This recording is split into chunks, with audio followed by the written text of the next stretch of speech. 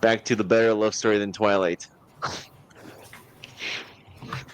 So yeah, That's any other not a questions about fucking high vampire bar. bloodlines, though? Sorry, Tosi, what was that? So it's not a high fucking bar. Hey, whoa, you watch your mouth. I'm sorry, Daddy. Don't insult Twilight again. And here I was going to take you to the 20th anniversary movie showings of the book. Oh my goodness. You know All right, what? any questions If that's how I was gonna die, bloodlines for vampires, please? I'm gonna insult Twilight, and I'm gonna like it.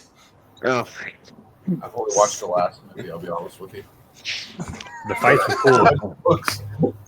oh, Okay. I should also add, for one final clarification for vampire generations, certain like stereotypical vampire weaknesses like holy crosses and stuff, and like running water. Mhm. Those things, the potency of those curses depends on the purity of your bloodline and how old your bloodline is. So if you are, say, like a ninth generation von Carstein, the influences of like a Sigmarite symbol might be really strong on you. But like, let's say you're a hybrid bloodline. Well, those influences might not be as strong on you as like a a pure-blooded, more younger vampire. It's like if Vlad walks onto the fucking battlefield, like, and somebody's like, in the name of Sigmar, he's gonna be like, yeah, fuck off.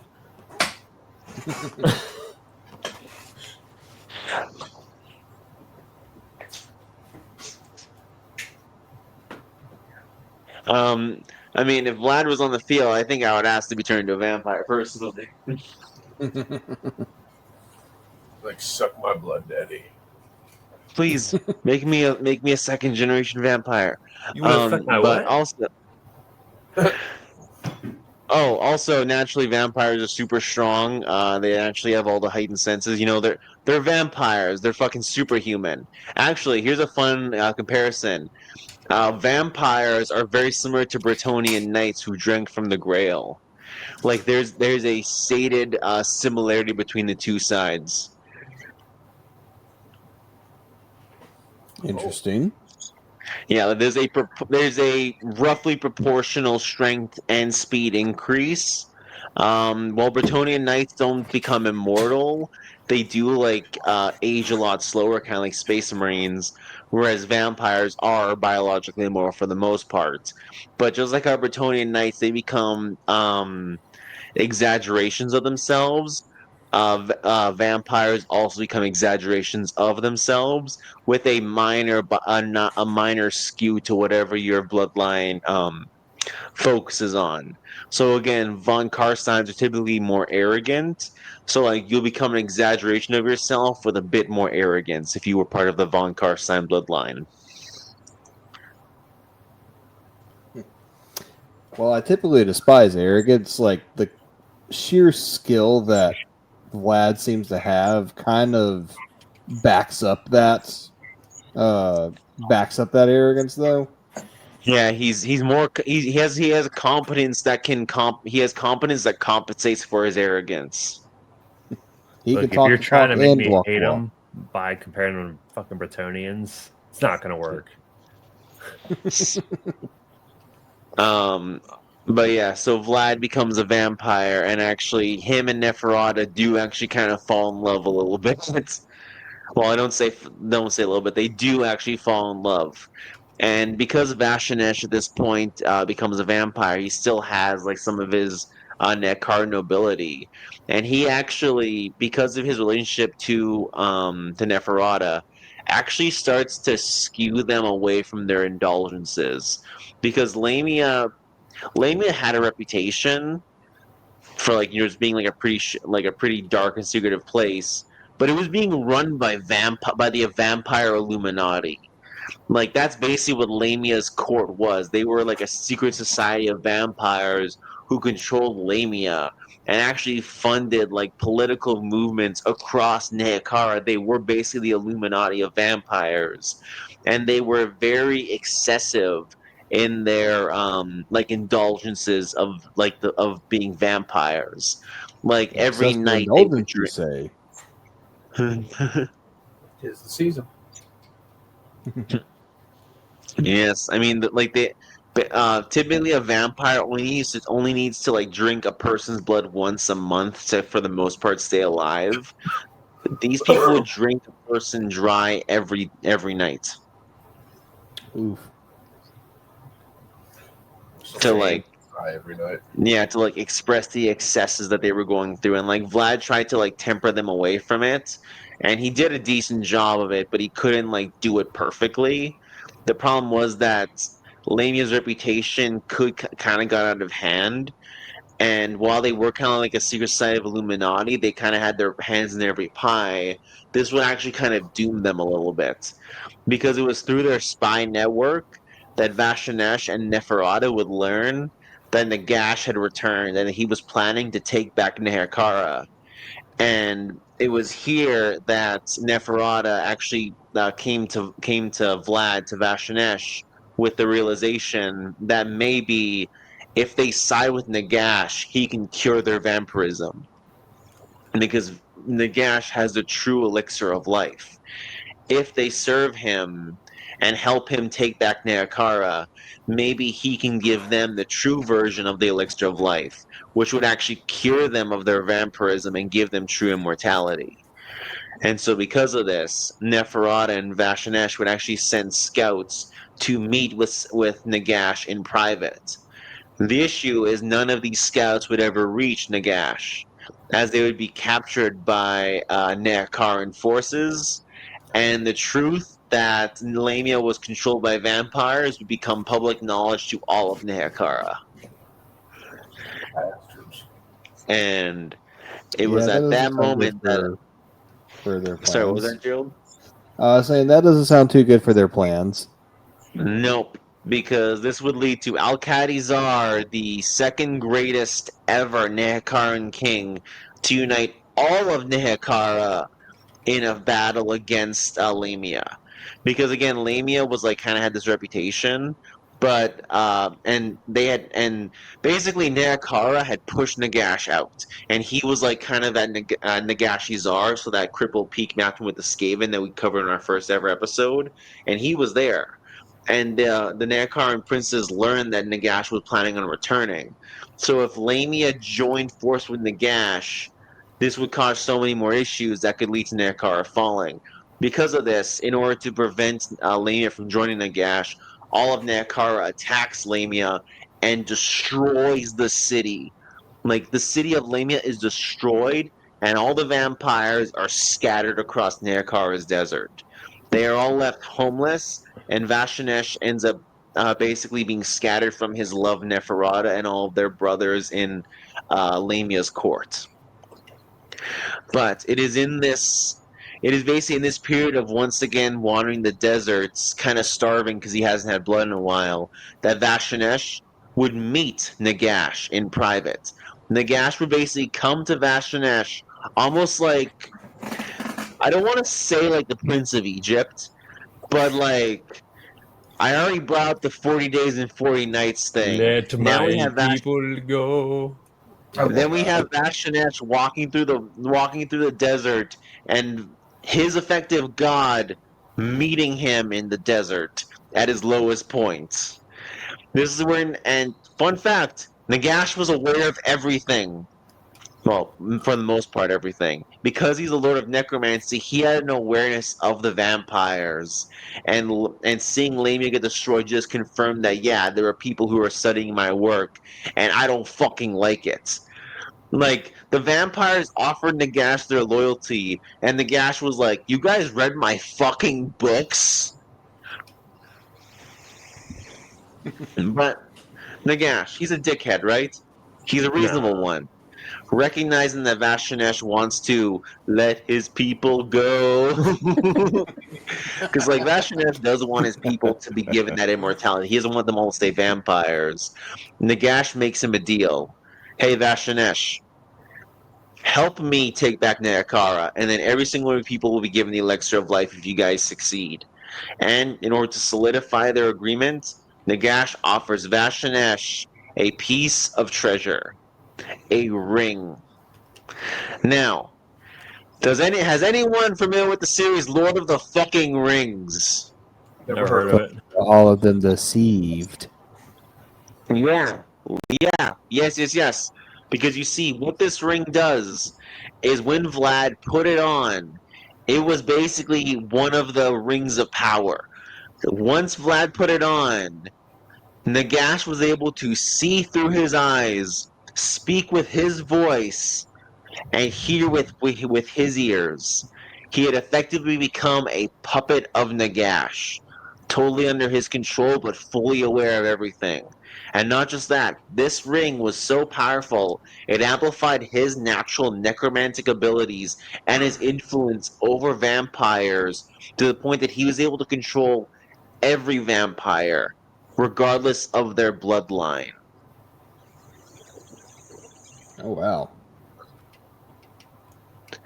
And any vampire who wasn't immediately cowed by the ring's influence simply flocks to Vashanash's side because of his reputation and just his skill as a commander. Like if the ring didn't automatically bend you to Vashanash slash Nagash's will, you were just drawn to where he was because you heard about how amazing of a commander he was. But in reality, the ring is fucking manipulating you as well. Of And course. with that, Nagash had his fucking vamp. And of course it cuts out like right when he's getting to the good stuff. Yep. I'll give you the good stuff. No. I already got the Bad good lizard. stuff. Bad Do lizard. you guys need more? I I Vlad. have more. Bad lizard. I'm watching. Whip it out, Toasty. I'm sorry, Ray. StreamYard cut you out like right as you were getting into the good stuff. Literally. So, Oh, I'm sorry. What part did I leave off at? like he was being manipulated by the ring, and that was like right where you cut off. Okay, Something yeah, about being Vashanash raw. was manipulated by the ring, and what the ring did was it amplified his control over all vampires. So now, regardless of your bloodline, Vashanash could control you to the same degree as he can control his own bloodline. And not only that, but like if the ring didn't automatically bend you to his will, you were just driven to seek him out because like you heard stories of Vashanesh, but in reality it was the ring drawing you to him.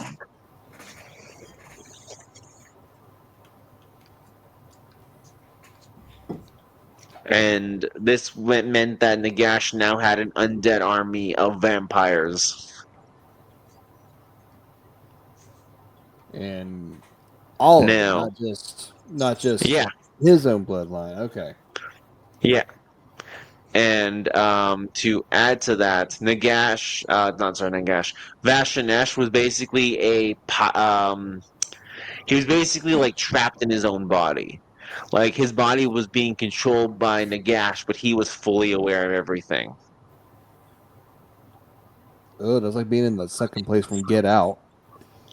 Yeah, it's not great. It's not a great thing for him.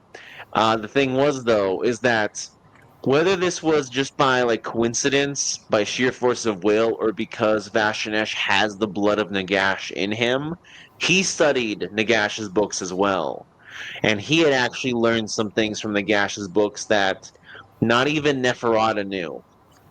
And it was the ability to put your soul into items.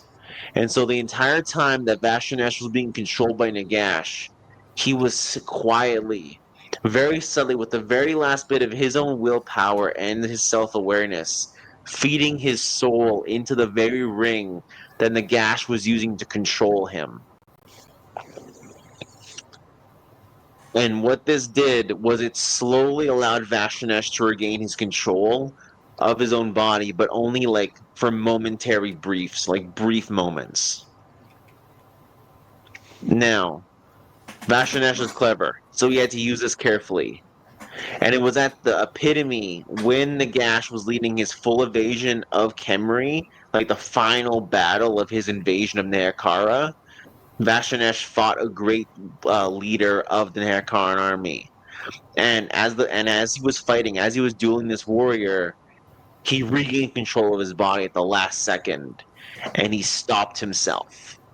He stopped himself from fighting back and allowed the general to take off his own head. And as Vlad's body fell lifeless to the ground, his head rolled off.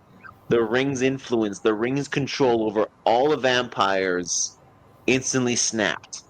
And every vampire was allowed to regain their free will and immediately scattered, immediately abandoned Nagash at the pinnacle of this moment of his invasion of Nehekhara.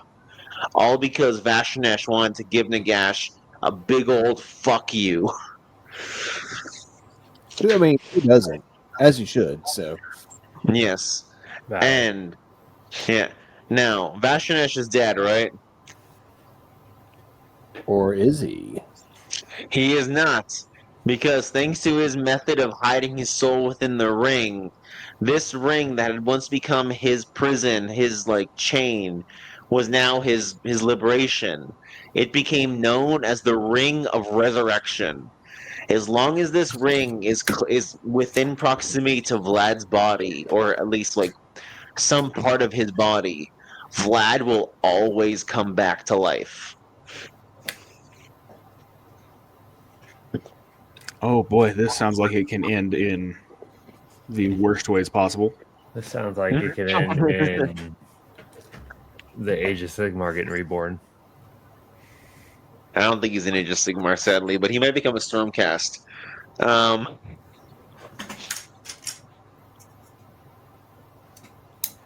mean, it Now- sounds like the requirements to be a Stormcaster are fairly low. Do you hate chaos? Yes. Come join us.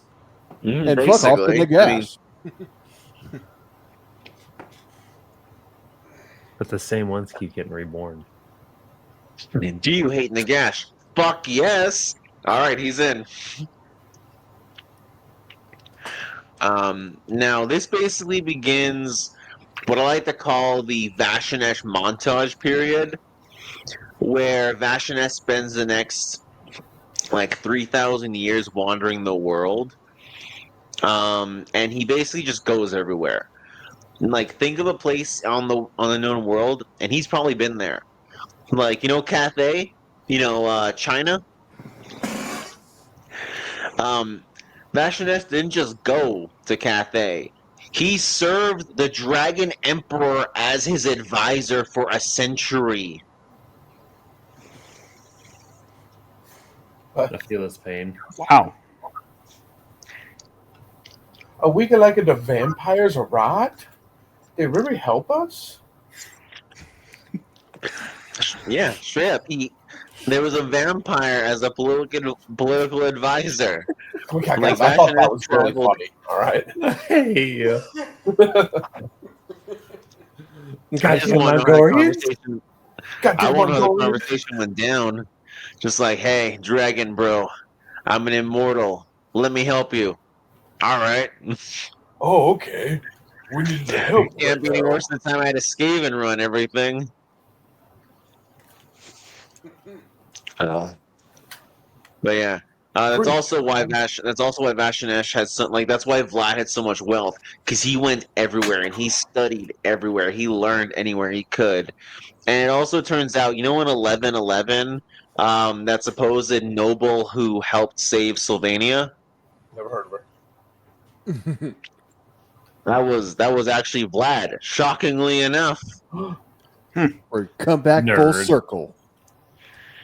Yeah.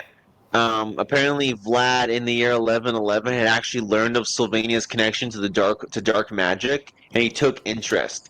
Turns out that rebel force that saved Castle Drakenhof wasn't actually just like a rebel force. It was the undead.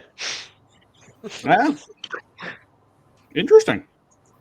Yeah, and it turns out Vlad wasn't, Vladimir von Carstein. He wasn't actually made a count because he saved Castle Drakenhof. He did save Castle Drakenhof, but he was made a count by Elector Count von Drac because he taught the Elector Count necromancy. Hmm. Wow. Yeah. He taught the Count necromancy. He taught the Von Drack family necromancy. Now, why did Vlad do this? To seed Sylvania with necromancy, and to basically make sure that necromancy would always be in these lands. And why he did this was because, like, well, Vlad was a master of necromantic magic. He was just one guy. And even if he spent the next 1,000 years perfecting necromancy magic, he is one guy. There's only so much he can do. And there's a limit to his capabilities and his imagination, even if he doesn't really want to acknowledge it. But if he can see the sprinklings of necromancy in Sylvania, a land that is like already kind of secretive and kind of like under investigation, these necromantic teachings can kind of germinate here, and they can develop and they can grow independently of him, so that when he returns like 1,000 years later, he can actually immediately study and learn everything that has been built over those last 1,000 years. And to a point, while Nagash might be like the predecessor, the creator of old age necromancy, Vashanesh slash Vlad is kind of the progenitor of New Age necromancy. Now, like, he would go to these places and teach like random people necromancy, leave, and then come back, learn everything they've discovered over like those centuries he's been gone, and then take that knowledge to perfect his own abilities. So it was all a pyramid scheme from the very beginning. Yeah. And he was playing the long game. Vlad is playing the long game.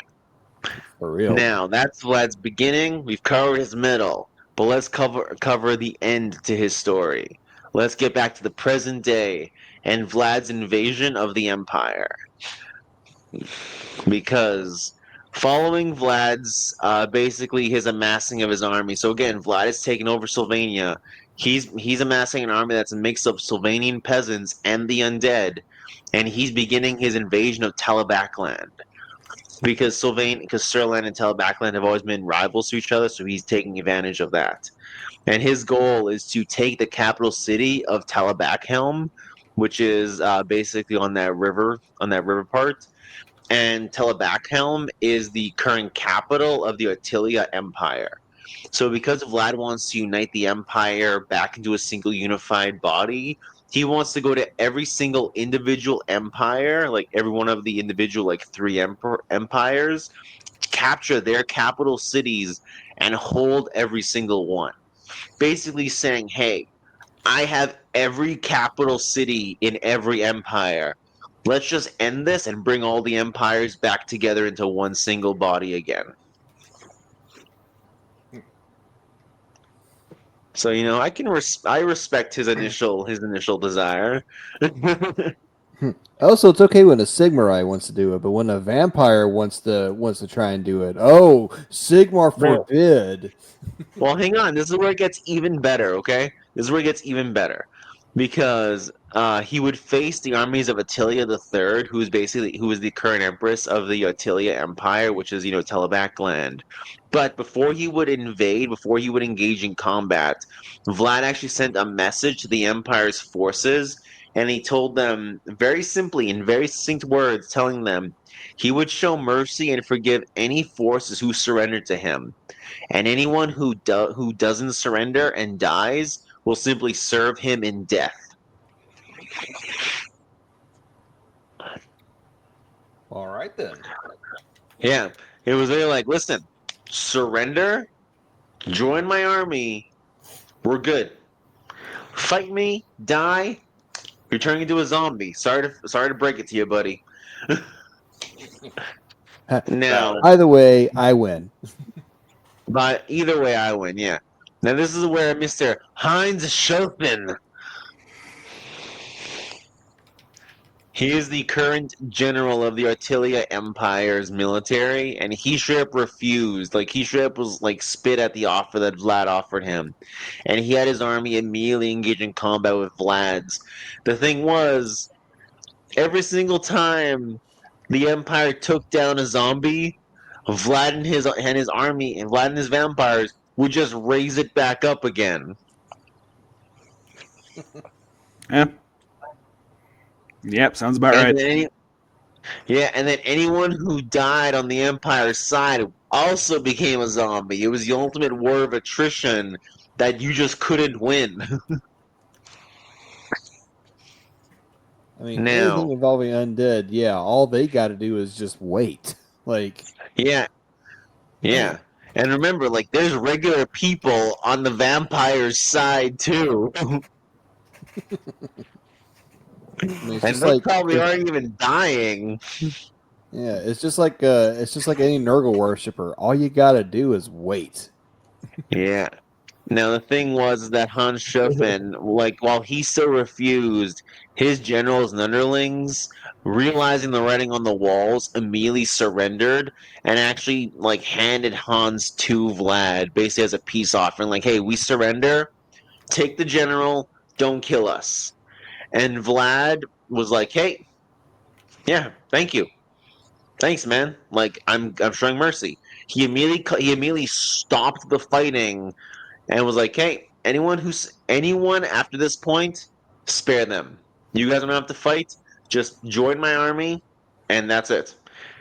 But as for Hans, because he deliberately refused Vlad because he spit at Vlad's offer, he had him basically restrained by one of his lieutenants, and made Hans watch as he raised all of the dead from this battle in front of him, making him literally watch as all of his forces were raised to join Vlad's undead army.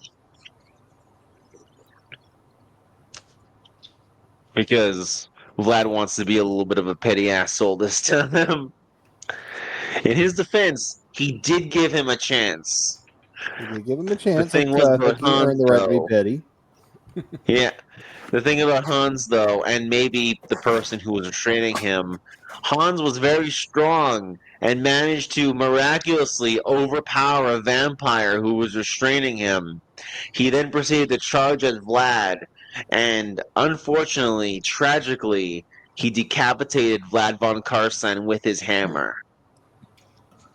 Hmm. Then again, the Ring of Resurrection is a fucking thing. Ring of Resurrection. I got the Ring of Erection. Dang Oh it. my god. I got the Guess wrong where I one. put it? I think he handed out a lot of those. But the thing is, before Vlad would come back to life, Vlad actually stayed dead for 3 days. Like, he deliberately stayed dead for 3 days in order to let his lieutenants fight amongst themselves and see which one would take power in his absence. Because Vlad knew whoever took power was the one who let Hans free. And once Vlad realized which lieutenant took power, he came back to life and slaughtered him in front of all of his other lieutenants.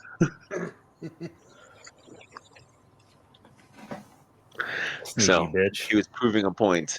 As for Hans, after killing Vlad, Conrad von Carstein, who was about as insane as Conrad Kurz, then ripped out Hans's heart and showed it to him before taking a bite of it. My man. My man. We are 2 for 2 for crazy assholes named Conrad in Warhammer. This does not bode well. Yeah. It's Yes, almost yes. like I they mean, based one after another. Really weird. yes, yes, yes, yes. Well, I mean, if Sigvald was the proto Fulcrum, what's to say this Conrad is the proto Conrad? So, my goodness. Um, I mean, I wouldn't be surprised. But after defeating Hans's army, he would sack the city of Talabakhelm, and he would kind of just leave after that. Like he once the capital of Talabakland was seized, he then basically moved across Talabakland and would visit any villages and any other remaining cities, and would make the same offer to the people: join me in life or serve me in death. And any village that he would go to, he would have them hastily set up a basically citizen militia to add to his growing army of the living, and then he would also demand that the dead no longer be buried in these lands that he occupied, and every tomb and crypt and graveyard be available for him to draw those undead to further add to his army. So like, let's basically Vlad goes to your town and he says, "Okay, I need 100 people as militia, and then I need all your graveyards." That's basically what it was. And Vlad did this all across Halabakland, amassing power. And ironically, he's okay. He ruled these lands that he occupied with the same level of generous tyranny that he did in Sylvania. So like, if you didn't have a problem with him with how he ruled Sylvania, you're probably not gonna have a problem with how he ruled Talabakland.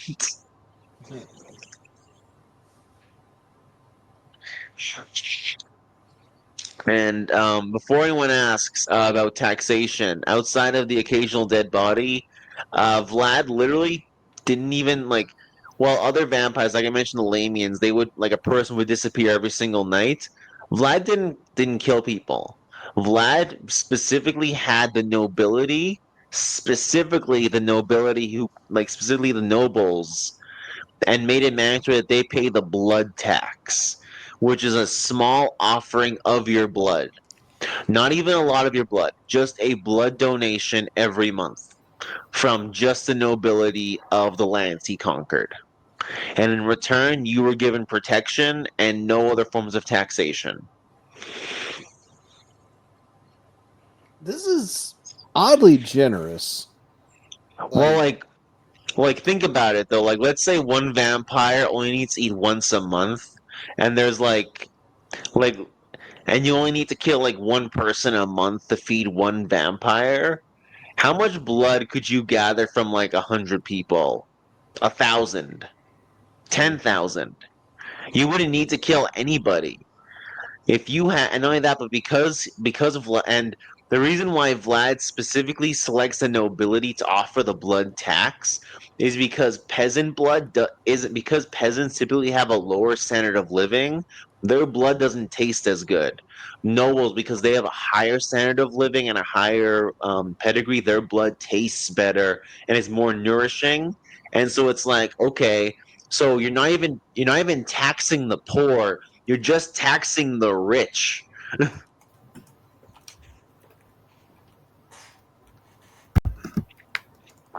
So like, I'm just saying, like, there's worse forms of tax. Like, if all I gotta do is give blood a Yeah. month, like once a month, that's not that. I would fucking take that deal. I mean, that's actually, yeah, it doesn't sound too terrible. And it kind of, yeah, I think Nurgle needed Joe for Nurgly things, so. That's fair. But like, But yeah, as you were saying, Jill. it kind of leads to the Van Helsing problem, the 2004 movie with Hugh Jackman, very criminally underrated. But I anyways, just watched that today, actually. fantastic. Like yeah, vampire only needs like one or two people a month. But if they overpopulate, like how many people is that going to take? You know what I mean? Exactly. That's actually Vlad. what.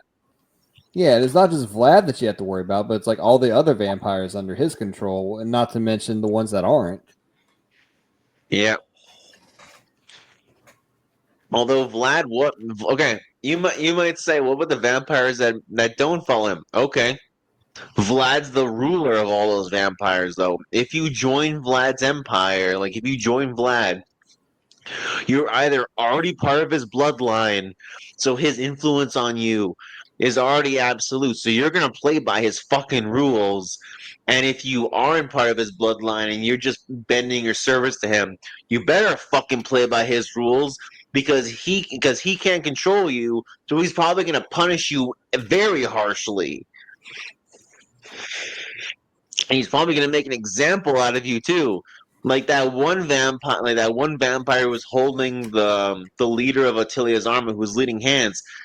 that vampire did let him go because Vlad couldn't, because he was a vampire from another bloodline who joined Vlad, and he let Hans go to try and get Vlad killed, not knowing Vlad could resurrect. Vlad killed him. He had Conrad publicly execute him. Now, what exactly does it take to kill a vampire in the Warhammer universe? They can be killed like most ways you can imagine a vampire to be killed. The only thing is that typically you need to try really hard. Like anything could realistically kill a vampire, but it's just gonna take a lot more effort. Like for example, you could probably like if you cut a vampire with a sword, okay, it's probably gonna take more than just a sword running through their chest to kill them. Because, for example, Vlad, basically during these vampire wars, Vlad flexes on everybody with how he dies to the point he almost gets careless with his deaths. Because to put after he conquers Talabakland, he moves over to Middenland to conquer Middenhelm, which is the capital of it. And all along his journey, he ends up dying in a number of ways. One way is he literally gets his head shot off by a cannon. He comes back like that within the hour.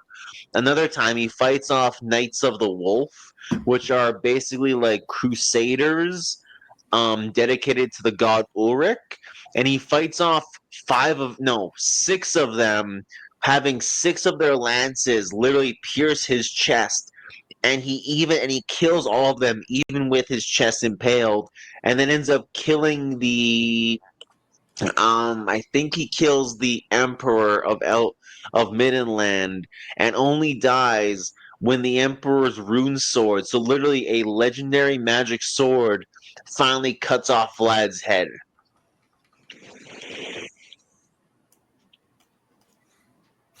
So it takes a lot of effort, like a lot. Yeah. But I'm detecting a pattern where it seems like decapitation usually the most essential way. I'm sorry, way. it wasn't his head, it was his heart. I'm checking his notes. It was the rune fake pierced his heart. Oh, okay. Yeah, and it wasn't Middenland, it was Ostermark. No, Ostland. Sorry, fuck Ostermark. No one likes it. But regardless, yeah, so he fucking got he fucking got lances and a fucking sword through the chest, and he survived. But yeah, after Ostland, then he goes to Midland, and he ends up sacking Midland as well. And once again, oh wait, no, he goes to Telebakland, then he conquers Ostland, then it's Nordland, and he actually takes the capital of Nordland, which is whatever the fuck that city is called. But he takes Nordland, then he goes to Midland, sacks Midland, and again, this is him flexing his death. Every single time he dies, he just comes back like a day later. Before finally he has almost all of the Empire conquered. So again, he has Telebakland, Ostland, probably took Hochland because Hochland's a piece of shit anyway. He took Nordland, he took Middenland. The only place really left is Reichland and maybe the Western lands.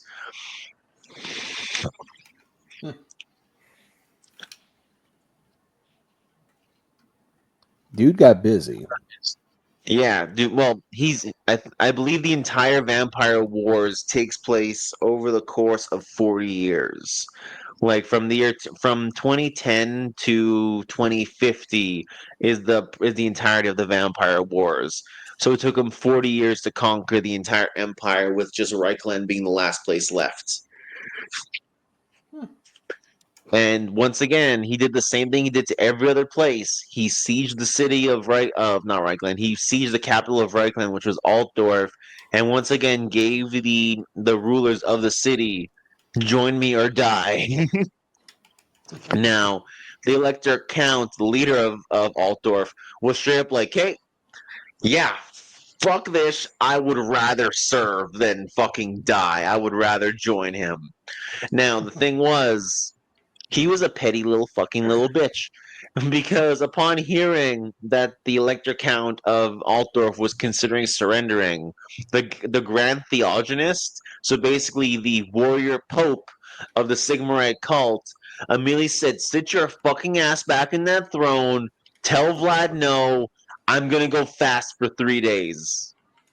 I was gonna say Cetra wouldn't bow down so quickly. Cetra does not serve. Cetra does not serve. And yeah, the Grand Theogonist, so again, the warrior priest, the warrior pope, would fast for 3 days and pray to Sigmar before emerging from the shrine of Sigmar in like basically a stupor, and would be like, "Hey, listen, I have a plan. I know how we can beat Vlad. It came to me in a dream. Sigmar told me." Now, normally that would cause you to be called a lunatic, but in this case, it was correct. Oh, another thing. This entire the current siege of Altdorf is happening during the winter. It's not really important, but like I kind of just want to emphasize that it's a city under siege during the winter, so it's like extra shitty for everyone involved. But yeah, the Grand Theogonist, who is a fucking like beast of a human being, like I mean, he just fucking is. So yeah, so the Grand Theogonist. Are you ready for his plan? Because this is something that only Sigmar could have told him. And I mean that quite seriously. Because for whatever reason, this Grand Theogonist, Wilhelm III, found out about Vlad von Carstein's ring. Like by some miracle, he found out that the ring was a source of his resurrection. And as a city of Reichland, of not Reichland, of Altdorf was being sieged, there wasn't very many options. But there was one. The Grand Theogonist offered the greatest thief in Altdorf the greatest prize, like a vast amount of wealth, if they could do this one thing.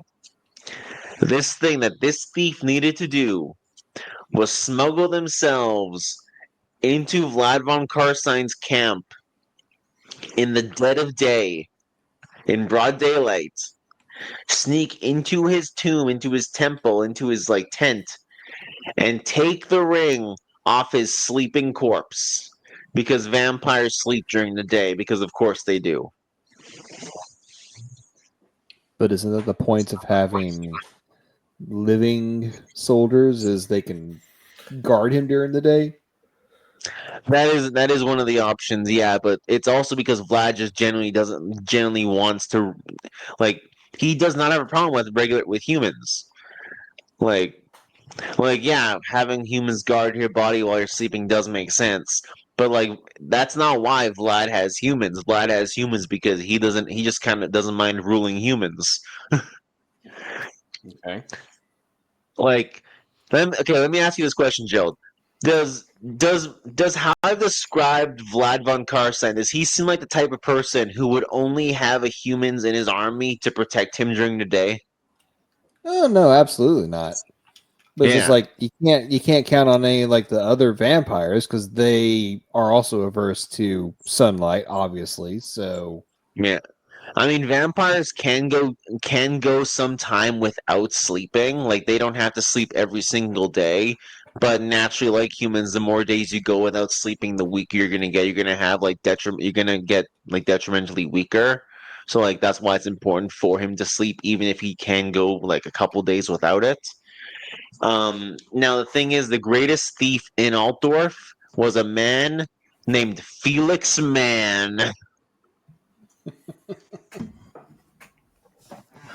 Felix Now, Man the Man. Felix Man, the fucking man. Now, that was so man. He was a man. yeah, now it's unknown how he did it, but there is rumor that there might have been betrayal within Vlad's own camp. Felix Mann managed to sneak into into Vlad's sleeping chambers and actually managed to steal the ring off his sleeping corpse. He then fled Vlad's camp and was never seen again. When Vlad awoke, however, he was so enraged and so angered by the fact that that happened that that fucking happened. He was considering to just kind of like find who did it to kill them, but he also had to take Altdorf. One, because he was sieging it. He was so close to achieving victory, but also because Talabakland, Marienburg, so like Western lands to the west of Reichland, Talabakland, Midland, and Marienburg. All those three nations, which were effectively finally recovering from Vlad's assault, they were amassing armies, and all three of them were sending their respective forces to Altdorf to basically attack Vlad from behind. So he was getting pincered from three directions while he was leading siege of the city. Vlad's options were either retreat and fight through one of these three armies. Now, there's no reason he couldn't do it. He defeated them already before. But that would literally set him back and risk Altdorf recovering from the siege and becoming more of a bigger threat to deal with in the future.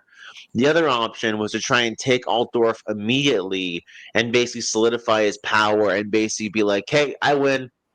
Like, I don't want to say that he would win taking Altdorf because like there were armies coming to get him, but like if you control the major cities and you've defeated most of their forces, like any remaining forces are basically just gonna be rebels to you effectively, right? So like that was almost an instant win for him. So the Battle of Altdorf is where things were gonna end. And given everything, Vlad was not gonna wait any longer.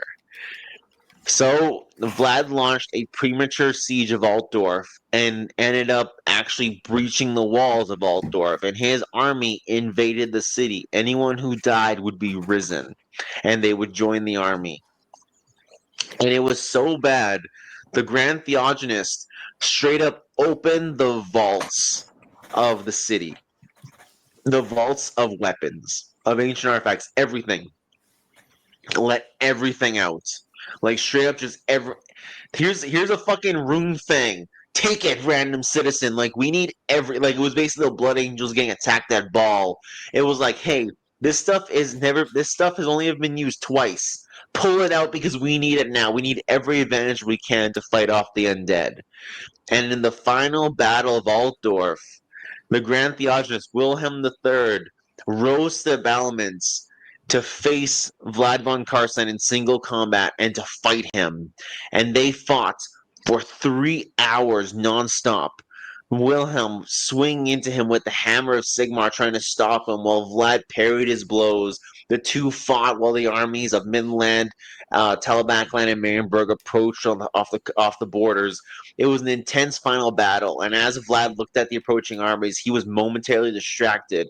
Wilhelm, realizing he could not beat this immortal who had infinite stamina, because he wasn't like Wilhelm was an older man, he was a mortal, he was not going to win. He saw his opportunity when Vlad was distracted, and as cowardly as it was, as shameful as it was, he charged at Vlad. He tackled him over the battlements, and the two fell. And as they fell, Vlad crashed into one of the pikes beneath Altdorf, impaling himself deeply.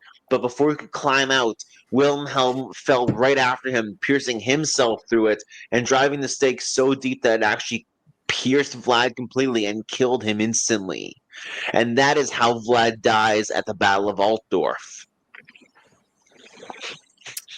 And unfortunately, as is common with necromancers, without the one in charge, the armies of the undead that took Altdorf immediately started to fall apart. They immediately started to rout. Any remaining vampires that were formerly loyal to Vlad scattered in every direction. Many of them were killed facing the invading armies of Marienburg, Midland, and Talabakland. Others fled to Sturland and Averland trying to get back to Sylvania. Others went south to Bretonia. It was just Vlad's undead empire fell apart without him. And the shittiest part is that when word reached Sylvania of Vlad's death, Isabella, who could have united the remaining fractions of the vampires, who could have led a resistance, who could have took charge over the remaining undead empire, she simply walked to the top of Castle Drakenhof, shed a single tear for the loss of her husband, and fell off the tower, taking her own life as well. Ooh. Wow. Yikes.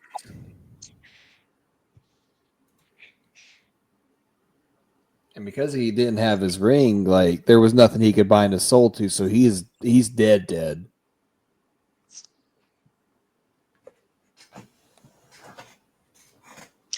I don't want to talk about the end times. Yes, you do. No, Well- I don't. I don't. Please don't. Fucking don't, okay? We do this every episode for the. Are there any kind of bullet points that we can go over? The entire end times, Vlad is made to look like a fucking idiot. Okay, we're just gonna Aren't stop it most right here characters then, there? because this dude He's sounds like a fucking Chad. So. idiot. And the only good part is the ending. Fucking Christ, God, I'm sad now. The Fucking best, like, the best part about the end times was when it was over. okay. I will give you one good bullet point. Nagash returns and gives Vlad back his ring. That's how Vlad comes back to life in the end times. But Vlad, still pissed off at him, refuses to serve Nagash. Nagash says that if Vlad succeeds in serving him, in helping Nagash succeed, Nagash will resurrect Isabella and give both of them the true form of the elixir of life. And that is enough motivation for Vlad to dedicate the rest of his life, the rest of his time before the end times come to an end, trying to ensure the resurrection of his wife. I don't And know. Fool me once, shame on you. Fool me twice. now it's sad that Joe isn't here because Isabella's corpse is stolen and puppeted by the demons of Nurgle to manipulate and fuck with Vlad. Ooh, Oh man! damn. Shout out to you, big boy. This ends, and it at. Fuck, I hate the end times. When they ended, fucking Christ.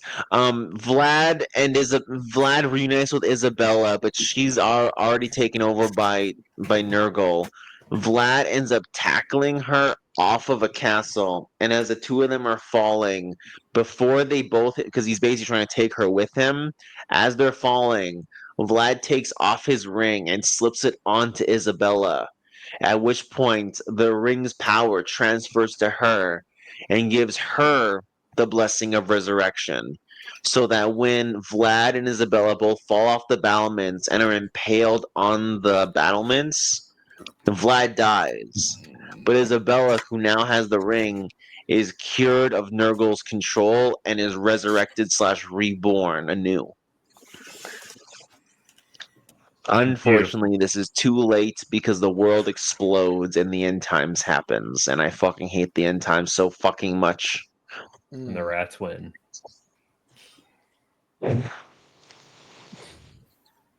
With like I fucking 90% hate of the their end population dead. So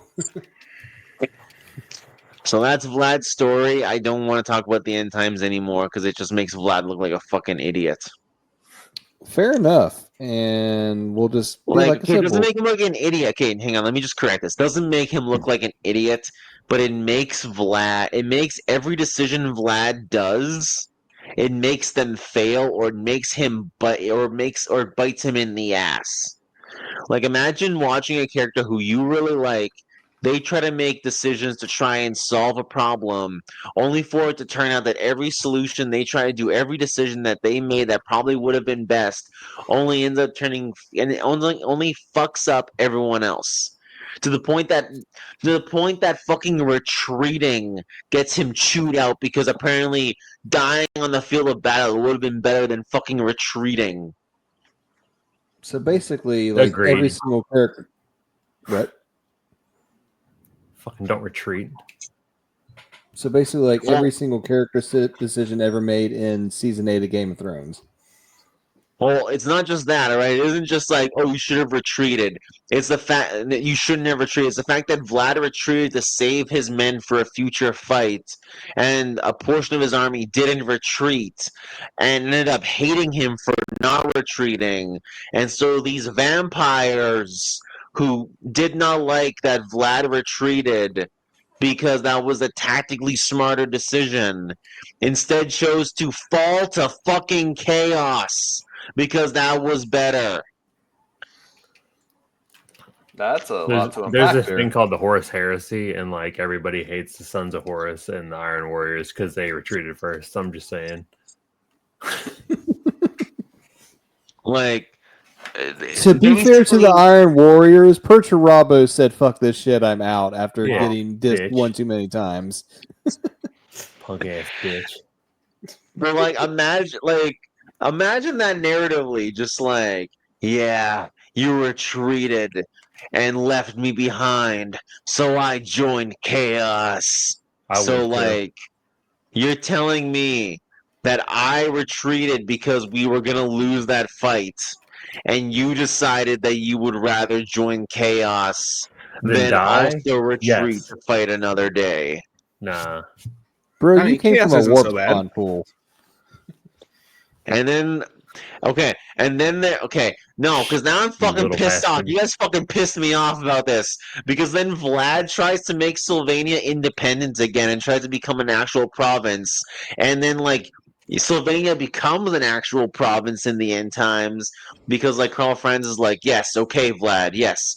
I will recognize Sylvania as a province, only for Sylvania to then need to be fucking evacuated / killed because Slingash's pyramid is over there, and then like Sylvania does like, yeah, Sylvania is like a province on paper, but no one's fucking there because they're either Well- dead or they're in Midland making the final stand. So it doesn't fucking make a point. Like there was no point in him like going to Reichland to meet Karl Franz to argue for Sylvanian independence when it doesn't fucking matter. It ends with everyone fucking dying. Then like Okay. Nurgle cucks him from Isabella and turns her into a fucking zombie, and then like Nagash is controlling him, and then fucking Vlad like fucking, and then every single army he leads, they either get defeated or he shows up late because Chaos arrived early for some reason when they were supposed to arrive on the day that he would arrive. It's fucking stupid, and I hate the end times. And they made fucking fuck. I am upset. Okay, I blame you two for the excessively wrathful rant that just happened. I'm blaming the Chaos Boys for this. I had nothing to do with this. I'll take the You're- blame. I'm no, good with you're that. part of the problem. Fuck Chaos. This is your fault. Fuck Chaos. Listen here, little guy. You guys fucking destroyed the world, and this is why fucking Vlad was made to look like a fucking idiot. Yeah, but we had fun He was doing a it. real court emperor. Vlad and 90% of the other people. All right. Truth be told, he does Uh, kind of sound like a Chad, like throughout up until that point where he wasn't a Chad. He was pretty much a Giga Chad. So Yeah, what is everyone's thoughts on Vlad? Please bring me back to happiness. based. Vlad, actually a pretty cool dude, all things considered. I was really expecting there to be some sort of twist where he's like an actual like big bad evil guy, but honestly, sounds pretty cool. Nah, as usual, vampire school. And it doesn't Now, sound like this one sparkles, so that's great. Thank Now, God. if you guys were in Sylvania, would you join Vlad? Like, would you fight by his side? All Yeah, right. probably. So here's the thing. I mean, You're in Sylvania. What other fucking choice do you really fucking have? You make a good very point. you make a very good point, Toasty. I mean, he's not wrong. Like, And I'm like starving you were- and dying, or I could be a vampire and fuck shit up and maybe like get something out of it. Yeah, I'm gonna fuck some shit up and maybe get something out of it. I mean, it's like you've been pointing out this entire episode. Like, dude is actually trying to make his province better. So, like, and other than fighting alongside his Legion of the Undead, like, doesn't really seem like there's really any other strings attached. So, Oh, like There's again, reason Vlad and base. Chad rhyme, all right? well, like again, like you're fighting like yeah, you're fighting by the undead, but like, is that really a problem? No, Like, I hey, know as that long as like you're not, the main course, like, well, like again, and also like again, like let's like not only are you outnumbering the enemy, like not only are you potentially outnumbering the enemy, but like You have like 100 meat shields for every one human in your army. Exactly. Oh, another You thing have is that 100 when meat Vlad, shields and 1,000 fucking bone shields. not only that, but when Vlad would conquer towns and he would have people and he would raise the dead in those towns, he would demand that those towns and those cities arm those undead. So it wasn't just like an army of zombies. You were expected to arm the zombies that Vlad would raise, and that included like giving them like primitive armor and primitive weapons, or even like giving them full on suits of armor and like great swords and shit. Because like armor works regardless. Mm-hmm. So like Very so like it more wasn't just like an army of like the Walking Dead. No, like imagine the Walking Dead, but they can sprint and they have armor and they have like medieval armor on. the Draugrs. Yeah. Yeah. Oh, and they also retain some of their skill in combat. So like let's say you kill someone who's a really good swordsman and then you raise them as a zombie and they still have all their armor on and like a rune fang or some shit. They're probably gonna outduel most people, even if they're fucking zombies. Yeah, I mean that's pretty much some jogger stuff right there. So, but yeah, But if you're a vampire, I guess it's not fantasy. It's Age of Sigmar. Never mind. Let's say if you're a vampire and you kill a Stormcast Eternal, you can't bring him back, right? Because Sigmar is going to. Yeah, so, sometimes the fucking Stormcast just fucking blow up. I mean, so they're also kamikazes. Well, there are some because every time you get brought back as a Stormcast, your soul is kind of like weakened a little bit, and your soul kind of gets more and more. I don't want to say lightning-y, like more explosive. Like it becomes more unstable, every time he dies, a Stormcast, your soul gets more and more unstable, and then it gets put inside. It gets put inside these suits of armor, and sometimes when the suits of armor break, your soul that's unstable just kind of fucking explodes, and it makes like a small nuclear explosion, and your soul just can still be put inside of a new suit.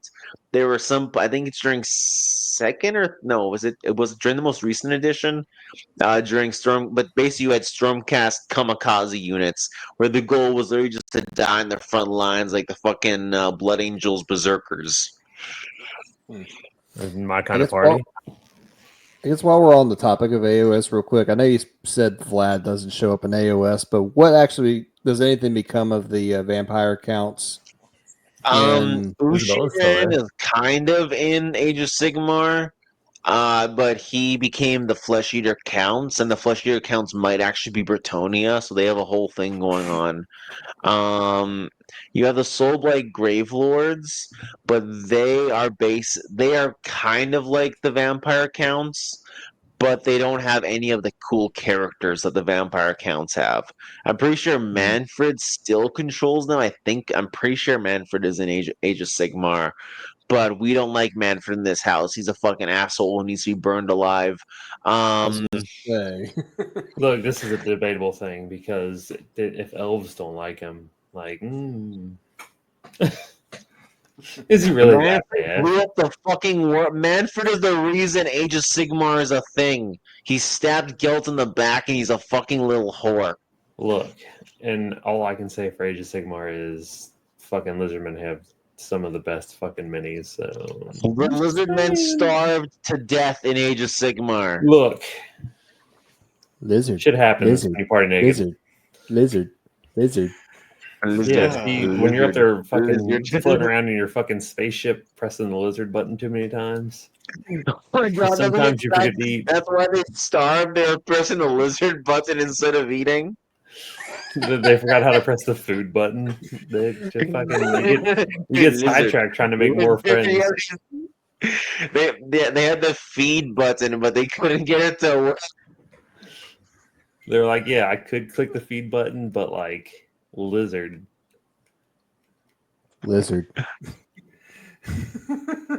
I love this new headcanon we're all creating here.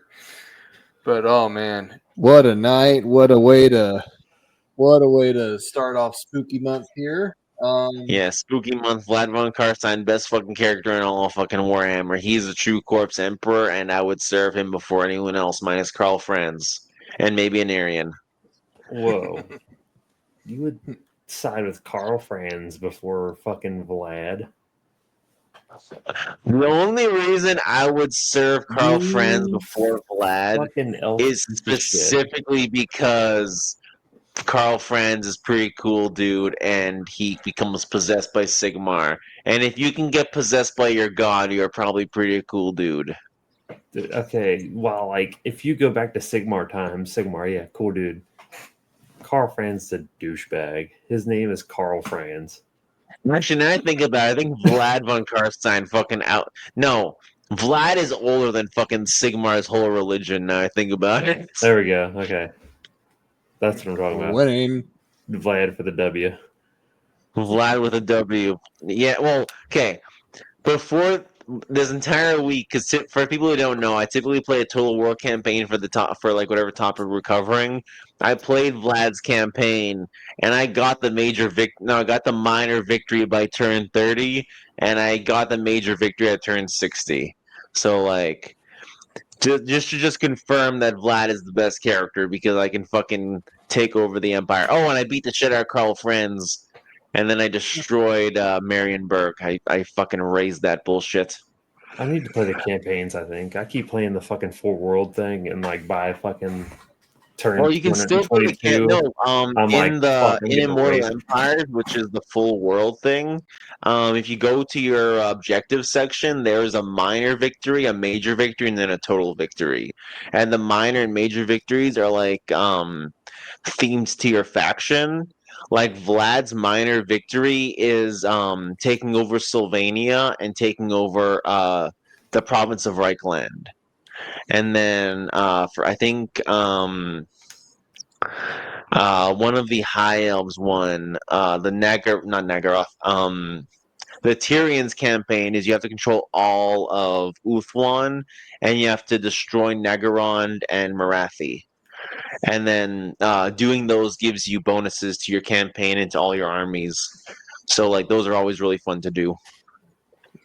See, you do realize I play Lizard Man or Corn, and I can't read. Actually, Lizardmen are really shitty in the campaign I've noticed. because you guys get jumped by fucking Norskins who are in the fucking Southlands, which makes no fucking sense. There. It's going to be okay. We are Viking barbarians, but we're in Lustria for some reason. It doesn't matter who it is. Somebody jumps me at some point in time. Actually, Zinch is usually when it gets my fucking ass. If I play Lizard. Burb. Yeah, bird. Cunt bird. All right. I guess before we kind of round things out, do we have any other announcements or anything? Did we discuss the topic that me, you, and Astro are covering? Oh, and Toasty as well, or should we save that for a later point? Yeah, let's save that for a later date. We're gonna say let's Okay, save that good. for our special episode that we will do at some point one of these business years. Yes. Vlad's the best super character, though. Vlad for president. Vlad will make Slovenia great again. Yep. Should Vlad will make I? Slovenia great again, and then we'll get the undead to build a wall. And they'll And pay they're for gonna it. it's gonna make the Empire pay for it. No, we're gonna make fucking Stirland pay for it. Fuck Stirland.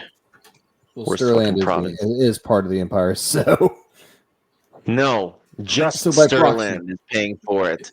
Just Stirland is paying for it. oh man. Wait, hang on. Is Okay. Marius Leitdorf in charge of Stirland? No, Marius is in Averland. Marius hunts hobbits for a living. Valid. Valid. Should I spoil what next episode's going to be about, or shall I keep it a secret? Maybe keep it a secret. I'm really hyped for it. I'm super excited for it. I'm going to ask so many questions. I'm going to be so annoying. Okay. Yep. Fair warning. Next episode, dear sorry, it's like 3:30 in the morning. I'm on like one brain cell. Next episode's probably going to be a long one too, but it should be a lot of fun. So get hype. This is the next full episode, right? Because next week is a D&D setting, isn't it? Next week is a very special thing that we'll release on Halloween, but due to scheduling things, yeah, the actual recording is going to take place next week. Nice. So yes, fun stuff all around. My phone died, so I'm going to try my best to do our patrons off of memory. But we do have one brand new bar tier patron. Welcome, David. So thank you very much. David. And now, yes, and now as for our regular list of patrons here, we have the Honorable Grail Knight Flub de Montfort. I don't know why I'm blanking already.